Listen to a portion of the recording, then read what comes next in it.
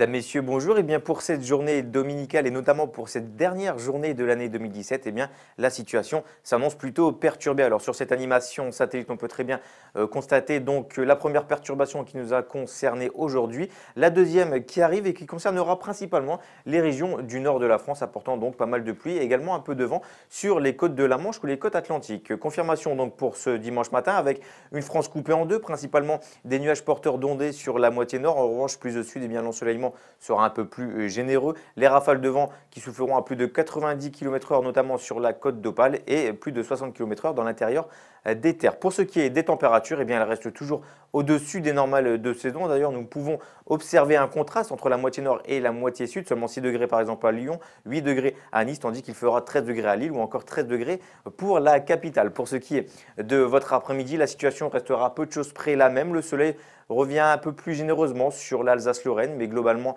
la situation reste perturbée pour un bon quart nord-ouest du pays. Le vent qui continuera à souffler et qui s'intensifiera même dans l'intérieur des terres pour souffler à plus de 70 km/h. Pas de changement pour la moitié sud avec toujours un très beau soleil. Les maximales, eh bien, elles n'évoluent pas en comparaison de ce matin, principalement sur la moitié nord. Elles baissent même, regardez, 11 degrés seulement pour Lille, alors que vous aurez 13 degrés au matin, 14 degrés pour Paris, 13 pour Strasbourg, 11 degrés pour Nice, 12 degrés pour Montpellier. Pour ce qui est de votre tendance, alors pour le premier jour de cette année 2018, il faudra surveiller la situation car la tendance se confirme. Une possible tempête nous concernera et commencera à aborder les Charentes ou encore les côtes landaises à des vitesses moyennant les 110 km/h. Donc cette situation à surveiller. Pour mardi 2 janvier, les conditions resteront toujours très perturbées avec toujours du vent le long des côtes. Pour ce qui est des jours suivants, eh bien, la stabilité régnera en maître. Il faudra attendre la journée de vendredi pour que la situation tende à se calmer légèrement. Mais regardez, nous subirons une forte baisse des températures à compter du week-end prochain.